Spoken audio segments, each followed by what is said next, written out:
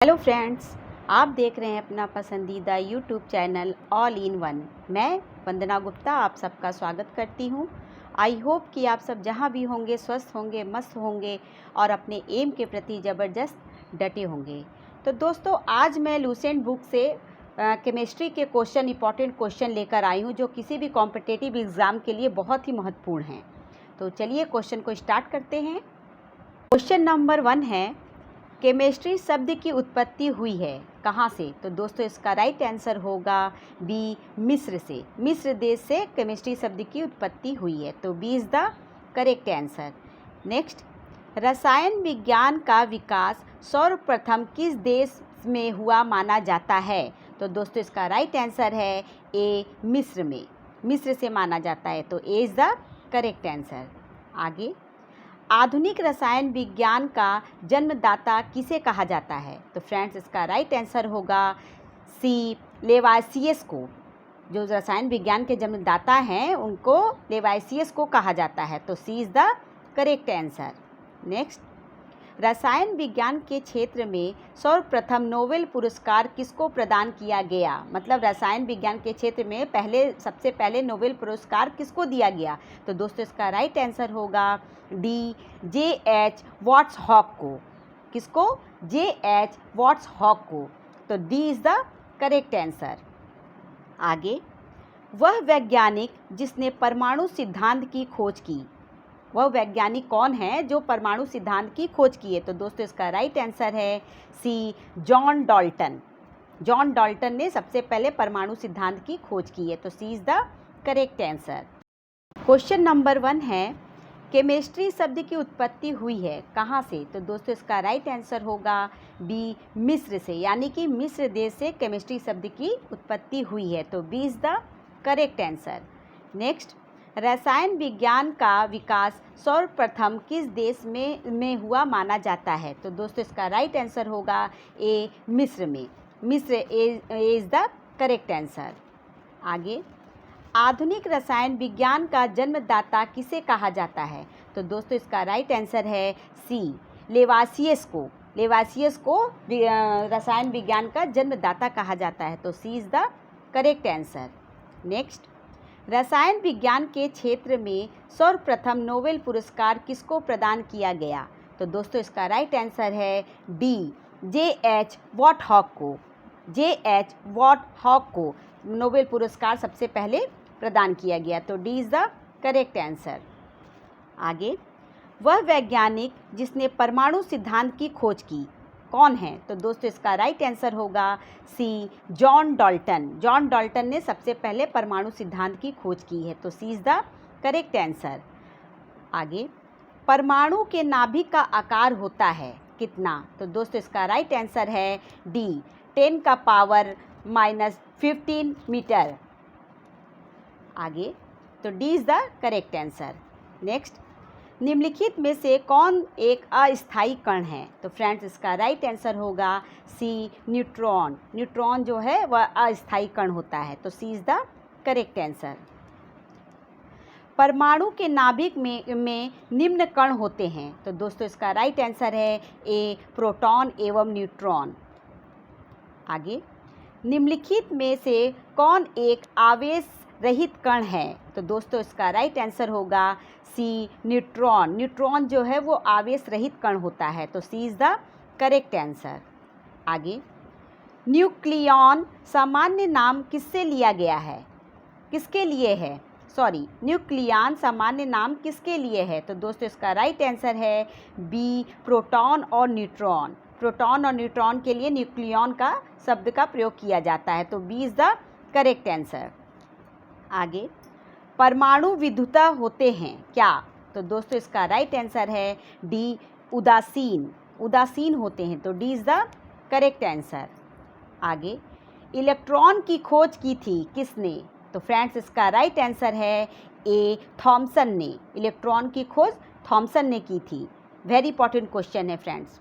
आगे, प्रोटॉन की खोज किसने की? तो दोस्तों, इसका राइट आंसर है डी, गोल्डस्टीन ने। प्रोटॉन की खोज की गोल्डस्टीन ने, तो D is the correct answer. Next, neutron की खोज की थी किसने? तो दोस्तों इसका राइट आंसर है ए, चैडविक ने। न्यूट्रॉन की खोज चैडविक ने की थी, तो A is the correct answer. आगे, किसी परमाणु के गुण निर्भर करते हैं किस पर? तो दोस्तों इसका राइट आंसर होगा डी, इलेक्ट्रॉनिक संरचना पर। तो D is the correct answer. Next, नाभिक की द्रव्यमान संख्या है कितनी? क्या मतलब क्या? तो दोस्तों इसका राइट आंसर है ए, नाभिक में न्यूक्लियॉनों की संख्या। तो A is the correct answer. Next, किसी परमाणु के परमाणु द्रव्यमान और द्रव्यमान संख्या के अंतर को कहते हैं क्या? तो फ्रेंड्स इसका राइट आंसर होगा सी, द्रव्यमान क्षति। उसे द्रव्यमान क्षति कहते हैं, तो C is the correct answer. Next, positron किसका प्रतिकरण है? पोजिट्रॉन जो है वो किसका प्रतिकरण है? तो दोस्तों इसका राइट आंसर है ए, इलेक्ट्रॉन का। इलेक्ट्रॉन का प्रतिकरण है, तो A is the correct answer. Very most important question है। आगे, एक परमाणु में 9 इलेक्ट्रॉन, 9 प्रोटॉन तथा 10 न्यूट्रॉन हैं। उनकी द्रव्यमान संख्या कितनी होगी? तो दोस्तों इसका राइट आंसर है डी, 19 यानी कि 19। तो D is the correct answer. Radium, जिसका परमाणु क्रमांक 88 और परमाणु भार 226 के नाभिक में न्यूट्रॉन और प्रोटॉन की संख्या क्रमशः है कितनी? तो फ्रेंड्स इसका राइट आंसर होगा ए, 138 एवं 88, यानी कि 138 न्यूट्रॉन और 88 प्रोटॉन। तो A is the correct answer. Next, radio सक्रियता की खोज किस वैज्ञानिक ने सर्वप्रथम की? तो दोस्तों इसका राइट आंसर है सी, हेनरी बेकरेल ने। हेनरी बेकरेल ने रेडियो सक्रियता की सबसे पहले खोज की थी, तो C is the correct answer. आगे, रेडियोधर्मी पदार्थ उत्सर्जित करता है क्या? तो दोस्तों इसका राइट आंसर है डी, इनमें से सभी, यानी कि अल्फा कण, बीटा कण और गामा कण, ये तीनों उत्सर्जित करता है, तो D is the correct answer. आगे, नाभिक से निकलने वाले विकर्णों में किसकी वेधन क्षमता सर्वाधिक होती है? किसकी वेधन क्षमता जो है वो सबसे अधिक होती है? तो दोस्तों इसका राइट आंसर है सी, गामा किरणों की। गामा किरणों की वेधन क्षमता सबसे ज़्यादा होती है, तो C is the correct answer. Next, alpha किरणों पर उपस्थित आवेश है क्या? तो दोस्तों इसका राइट आंसर है ए, 2 इकाई धन आवेश। तो A is the correct answer. Next, निम्नलिखित में से किसमें ऋणात्मक आवेश होती है? तो दोस्तों इसका राइट आंसर है बी, बीटा किरण। बीटा किरण में ऋणात्मक आवेश पाई होती है, तो B is the correct answer. Next, समस्त रेडियो सक्रिय पदार्थ क्षय होने के पश्चात किसमें अंतिम रूप में बदल जाते हैं? क्वेश्चन को फिर से देखिएगा, वेरी इंपॉर्टेंट क्वेश्चन है। समस्त रेडियो सक्रिय पदार्थ क्षय होने के पश्चात किसमें अंतिम रूप से बदल जाते हैं? तो दोस्तों इसका राइट आंसर है बी, सीसा। सीसा में बदल जाते हैं, तो B is the correct answer. आगे, किस रेडियो एक्टिव तत्व का नाम उसके खोजकर्ता के देश के नाम पर रखा गया है? तो दोस्तों इसका राइट आंसर है सी, पोलोनियम। पोलोनियम के नाम पर रखा गया है, तो C is the correct answer. निम्नलिखित में से कौन एक रेडियो एक्टिव तत्व नहीं है? निम्नलिखित में से कौन एक रेडियो एक्टिव तत्व नहीं है? तो दोस्तों इसका राइट आंसर है डी, जार्कोनियम। जार्कोनियम जो है वो रेडियो एक्टिव तत्व नहीं है, तो D is the correct answer. Next, radio सक्रियता की इकाई है क्या? तो दोस्तों इसका राइट आंसर होगा ए, क्यूरी। क्यूरी जो है रेडियो सक्रियता की इकाई है। तो सोडियम, जिसका परमाणु क्रमांक 11 और परमाणु भार 22 से 1 बीटा उत्सर्जन के बाद बनने वाला पदार्थ है क्या? तो फ्रेंड्स इसका राइट आंसर है ए, Mg यानी मैग्नीशियम। तो A is the correct answer. आगे, एक रेडियो एक्टिव पदार्थ की अर्ध आयु 4 महीने है। इस पदार्थ के 3/4 भाग का क्षय होने में समय लगेगा कितना? तो दोस्तों इसका राइट आंसर होगा सी 8 महीने। 8 महीने का समय लगेगा, तो C is the correct answer. आगे, पृथ्वी की आयु का आकलन किया जाता है किससे? तो दोस्तों इसका राइट आंसर है ए, यूरेनियम डेटिंग से। पृथ्वी की आयु का आकलन जो है यूरेनियम डेटिंग से किया जाता है, तो A is the correct answer. आगे, रेडियो कार्बन डेटिंग से किसका निर्धारण होता है? तो दोस्तों इसका राइट आंसर है बी, जीवाश्म की आयु। जीवाश्म की आयु का निर्धारण होता है, तो B is the correct answer. Next, कृत्रिम रेडियो सक्रियता की खोज की किसने? Very very most important question है दोस्तों। कृत्रिम रेडियो सक्रियता की खोज की किसने? तो इसका राइट आंसर होगा डी, एफ जोलियट व आई क्यूरी ने। किसने?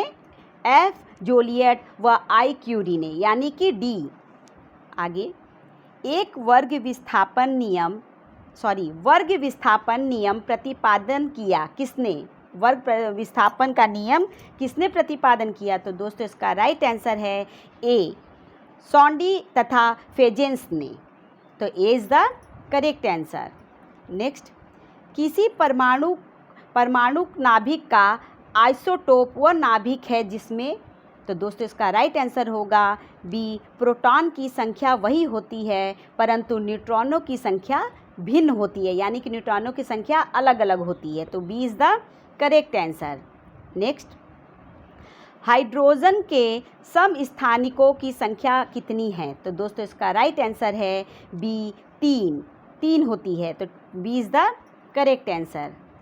आगे, निम्नलिखित में से कौन हाइड्रोजन का समस्थानिक नहीं है? तो दोस्तों इसका राइट आंसर है सी, इट्रियम। इट्रियम जो है वह हाइड्रोजन का समस्थानिक नहीं है, तो C is the correct answer. Next, hydrogen के रेडियो सक्रिय समस्थानिक को कहते हैं क्या? तो दोस्तों इसका राइट आंसर होगा डी, ट्राइटियम। उसे ट्राइटियम कहा जाता है, तो D is the correct answer. Next, oxygen का परमाणु क्रमांक 8 है लेकिन उसका परमाणु भार 16, 17 और 18 है, तो इसे क्या कहेंगे? तो दोस्तों इसका राइट आंसर होगा ए, समस्थानिक। उसे समस्थानिक कहेंगे, तो A is the correct answer. Next, सर्वाधिक संख्या में समस्थानिक पाए जाते हैं, तो दोस्तों इसका राइट आंसर है सी, पोलोनियम के, तो C is the correct answer. आगे, चट्टानों की आयु ज्ञात करने के लिए रेडियो एक्टिव आयु आंकलन में किस समस्थानिक का उपयोग किया जाता है? तो फ्रेंड्स इसका राइट आंसर होगा ए, यूरेनियम का उपयोग किया जाता है, तो A is the correct answer.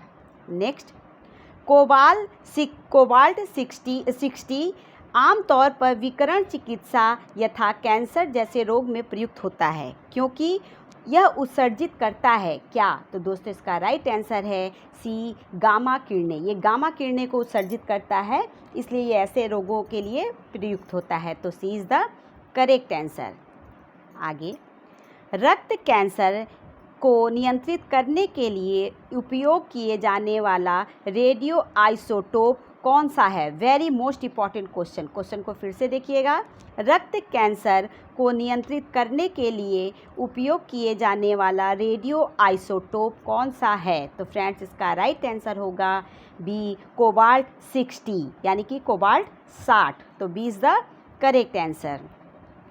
आगे, आइसोटोन होते हैं क्या? तो दोस्तों इसका राइट आंसर है बी, समान संख्या में न्यूट्रॉन होते हैं, उसको आइसोटोन कहा जाता है, तो B is the correct answer. Next, वे आयतन जिनमें इलेक्ट्रॉनों की संख्या समान होती है को कहते हैं क्या? तो दोस्तों इससे राइट आंसर होगा डी, सम इलेक्ट्रॉनिक। जिसमें इलेक्ट्रॉनों की संख्या समान होती है उसे कहा जाता है सम इलेक्ट्रॉनिक, तो D is the correct answer. Next, aluminium के पावर +3 आयन किसके साथ सम इलेक्ट्रॉनिक है? तो दोस्तों इसका राइट आंसर होगा D. D is the correct answer. आगे, वे तत्व जिनके परमाणु भार एक ही किंतु परमाणु क्रमांक भिन्न भिन्न होते हैं को कहलाते हैं क्या? तो दोस्तों इसका राइट आंसर है बी, समभारिक। उसे समभारिक कहा जाता है, तो B is the correct answer.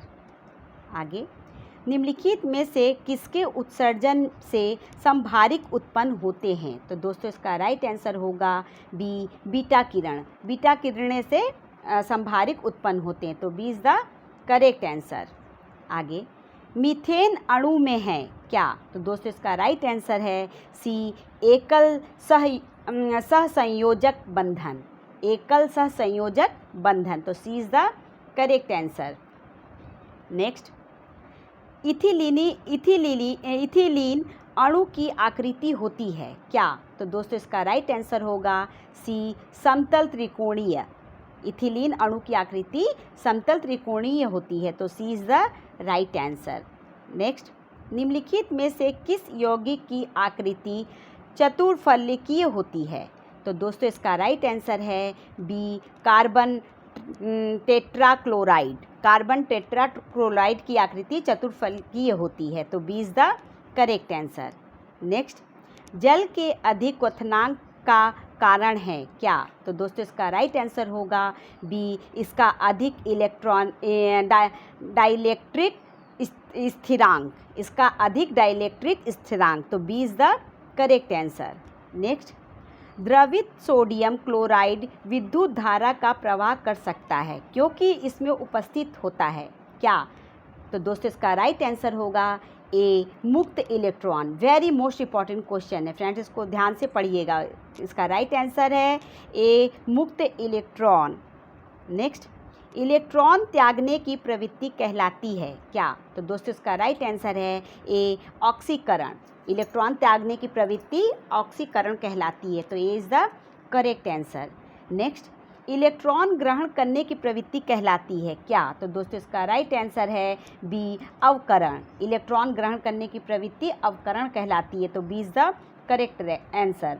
Next, hydrogen के जलने से संबंध प्रक्रिया है क्या? तो दोस्तों इसका राइट आंसर है सी, ऑक्सीकरण। C is the correct answer. Next, लोहे पर जंग लगना उदाहरण है किसका? तो दोस्तों इसका राइट आंसर होगा ए, ऑक्सीकरण का। लोहे पे जंग लगना ऑक्सीकरण का उदाहरण है, तो A is the right answer. किसमें क्लोरीन की ऑक्सीकरण अवस्था +1 है? तो दोस्तों इसका राइट आंसर है ए, हाइपोफ्लोरस अम्ल। हाइपोफ्लोरस अम्ल, तो A is the right answer. Next, K2Cr2O7 में Cr की ऑक्सीकरण अवस्था है कितनी? तो दोस्तों इसका राइट आंसर होगा ए, +6। ए इज़ द राइट आंसर। आगे, KMnO4 में Mn की उपचयन अवस्था है कितनी? तो दोस्तों इसका राइट आंसर है C, +7। C is the correct answer. Next, निम्नलिखित रासायनिक तत्वों में से किस एक तत्व की अपने सभी यौगिकों में ऑक्सीकरण अवस्था समान होती है? Very most important question. निम्नलिखित रासायनिक तत्वों में से किस एक तत्व की अपने सभी यौगिकों में ऑक्सीकरण की अवस्था समान होती है? तो दोस्तों इसका राइट आंसर है बी, फ्लोरीन। तो B is the correct answer. Next, OF2 में ऑक्सीजन की ऑक्सीकरण अवस्था है। Very most important question. OF2 में ऑक्सीजन की ऑक्सीकरण अवस्था है कितनी? तो फ्रेंड्स इसका राइट आंसर है ए, +2। तो A is the right answer. Next, अम्ल वह पदार्थ है जो, फ्रेंड्स इसका राइट आंसर है सी, प्रोटॉन देता है। अम्ल वह पदार्थ है जो प्रोटॉन देता है, तो C is the correct answer. क्षार वह पदार्थ है जो, तो दोस्तों इसका राइट आंसर होगा बी, प्रोटॉन ग्रहण करता है। क्षार क्या करता है? प्रोटॉन को ग्रहण करता है, तो B is the right answer. Next, उदासीनीकरण क्रिया में बनता है क्या? तो दोस्तों इसका राइट आंसर होगा डी, लवण एवं जल। लवण एवं जल जो है वो उदासीन क्रिया में बनता है, तो D is the right answer. आगे, नीले लिटमस पत्र को लाल कर देता है क्या? तो दोस्तों इसका राइट आंसर है ए, अम्ल। अम्ल जो है नीले लिटमस पेपर को लाल कर देता है, तो A is the correct answer. Next, Lal litmus पत्र को नीला कर देता है क्या? तो दोस्तों इसका राइट आंसर होगा बी, क्षार। क्षार जो है वो लाल लिटमस को नीला कर देता है, तो B is the right answer. आगे, पीएच मान का निर्धारण किसने किया? तो फ्रेंड्स इसका राइट आंसर है डी, सोरेनसन ने। पीएच मान का निर्धारण किसने किया? सोरेनसन ने, तो D is the correct answer. Next, मानव रक्त का पीएच मान होता है कितना? मानव शरीर का में जो रक्त होते हैं उसका पीएच मान कितना होता है? तो दोस्तों उसका राइट आंसर है सी, 7.4। आगे, दूध का पीएच मान होता है कितना? तो दोस्तों इसका राइट आंसर होगा बी, 6.6। नेक्स्ट, मोहर लवण है क्या? तो दोस्तों इसका राइट आंसर है सी, द्विक लवण। मोहर लवण जो होते हैं वो द्विक लवण है, तो C is the correct answer. Next, hydrogen सभी अम्लों का एक आवश्यक अवयव है, यह सर्वप्रथम किसने कहा? Very most important question. Hydrogen सभी अम्लों का एक आवश्यक अवयव है, यह सबसे पहले किसने कहा? तो दोस्तों इसका राइट आंसर होगा सी, डेवी ने। ये डेवी ने सबसे पहले कहा, तो C is the correct answer. Next, किसी ठोस तत्व की विशिष्ट ऊष्मा तथा परमाणु भार का गुणनफल लगभग 6.4 होता है, यह नियम है किसका? तो दोस्तों इसका राइट आंसर है डी, ड्यूलॉग तथा पेटिटस का, तो D is the correct answer. Next, गैसों के विसरण का नियम किसने प्रतिपादित किया? गैसों के विसरण का नियम सबसे पहले किसने प्रतिपादित किया? तो दोस्तों इसका राइट आंसर है डी, ग्राहम ने किया, तो D is the correct answer. धुआं उदाहरण है किसका? तो दोस्तों इसका राइट आंसर है ठोस का गैस में विलयन, मतलब ठोस का गैस में बदलना धुआं उदाहरण है, तो C is the correct answer. आगे, वायु उदाहरण है, वायु किसका उदाहरण है? तो दोस्तों इसका राइट आंसर है बी, गैस का गैस में विलयन, मतलब गैस का गैस में बदलना, तो B is the correct answer. आगे, मिश्र धातुएं हैं क्या? तो फ्रेंड्स इसका राइट आंसर है ए, ठोस का ठोस में विलयन। ठोस का ठोस में विलयन मिश्र धातुएं होती हैं, तो A is the right answer. दूध उदाहरण है किसका? तो दोस्तों इसका राइट आंसर है सी, इमल्शन का। इमल्शन का उदाहरण है दूध, तो C is the correct answer. Next,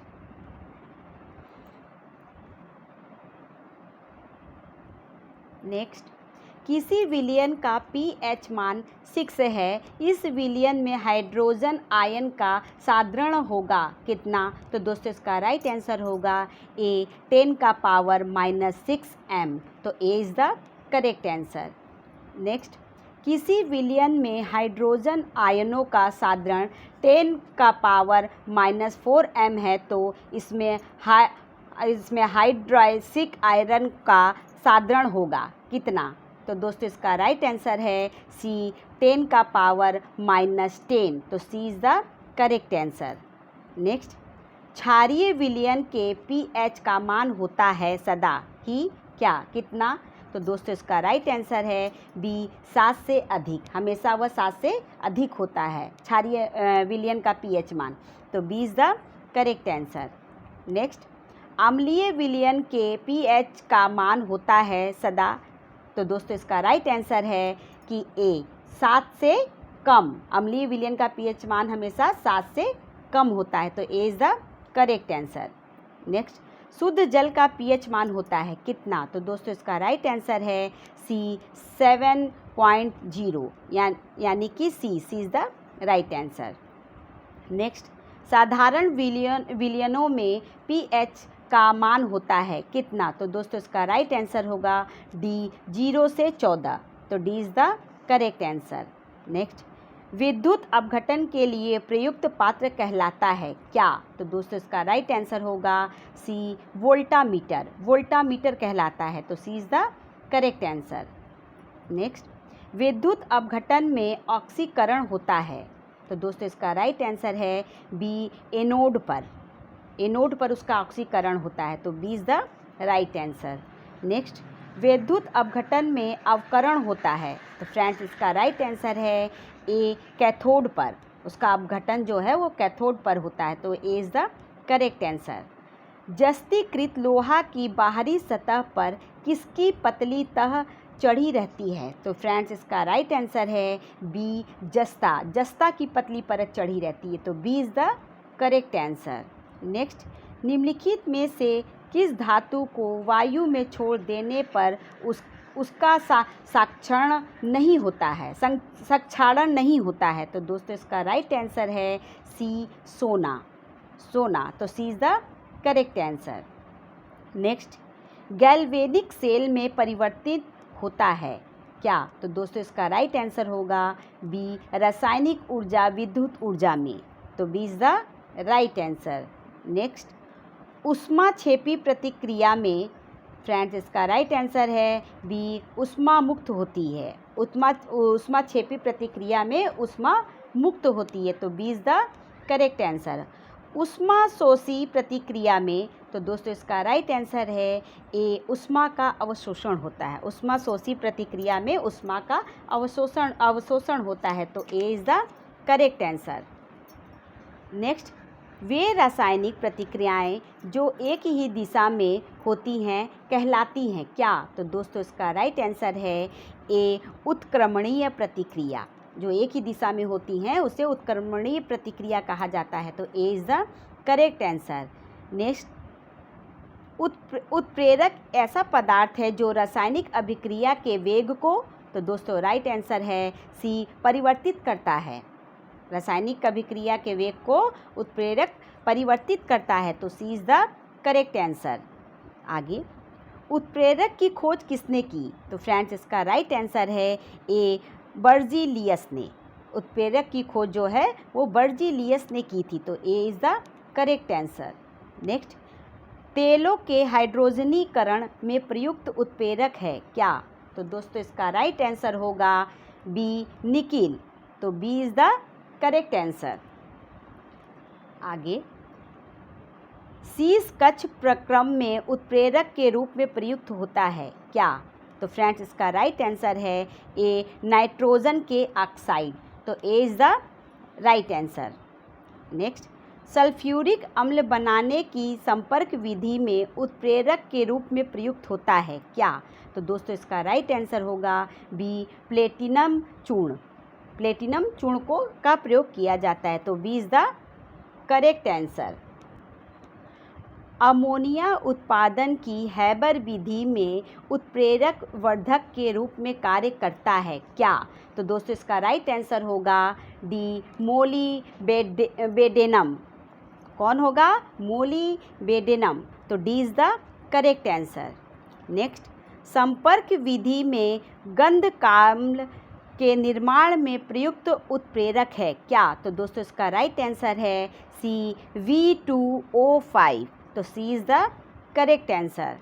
next, किस प्रक्रम में वेनेडियम पेक्टाक्साइड को एक उत्प्रेरक के रूप में प्रयोग किया जाता है? तो दोस्तों इसका राइट आंसर होगा ए, संस्पर्श प्रक्रम।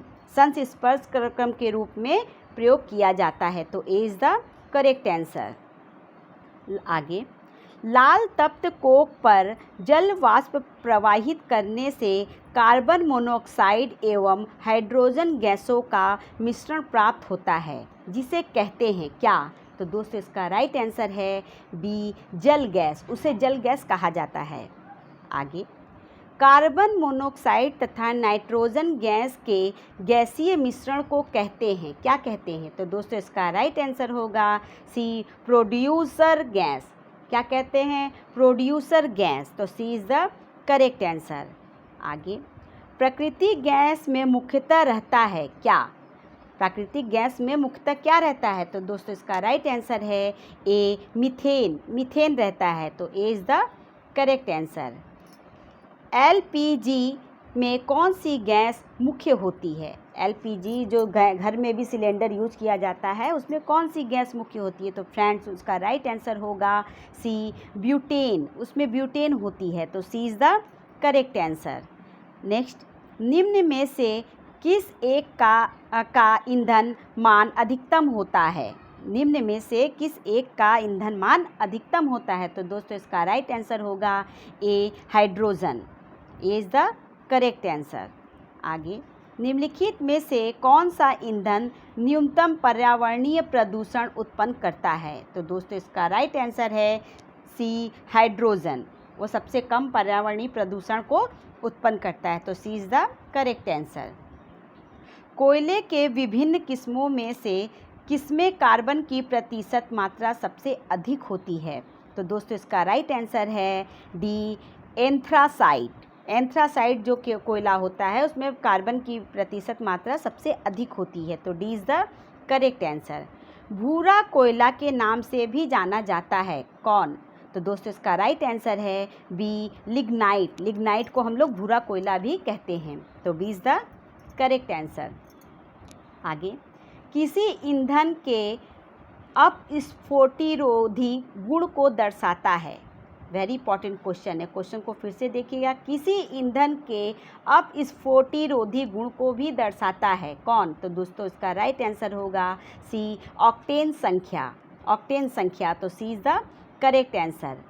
नेक्स्ट, आधुनिक आवर्तन नियम का प्रतिपादन किसने किया था? Very important question. आधुनिक आवर्तन नियम का प्रतिपादन किसने किया था? तो दोस्तों इसका राइट आंसर है डी, मोसले ने। मोसले ने किया था, तो D is the correct answer. आगे, मेंडेलीव की आवर्त सारणी में तत्वों के वर्गीकरण का आधार है। Very important question. मेंडेलीव की आवर्त सारणी में तत्वों के वर्गीकरण का आधार है क्या? तो दोस्तों इसका राइट आंसर है ए, परमाणु द्रव्यमान। परमाणु द्रव्यमान is the correct answer. Next, आधुनिक आवर्तन सारणी में तत्वों के वर्गीकरण का आधार है क्या? तो फ्रेंड्स इसका राइट आंसर होगा ए, परमाणु संख्या। आगे, सबसे भारी धातु है कौन सी? तो दोस्तों ये इसका राइट आंसर है डी, ऑस्मियम। ऑस्मियम जो होती है वो सबसे भारी धातु होती है। वेरी इंपॉर्टेंट क्वेश्चन, तो D is the correct answer. आगे,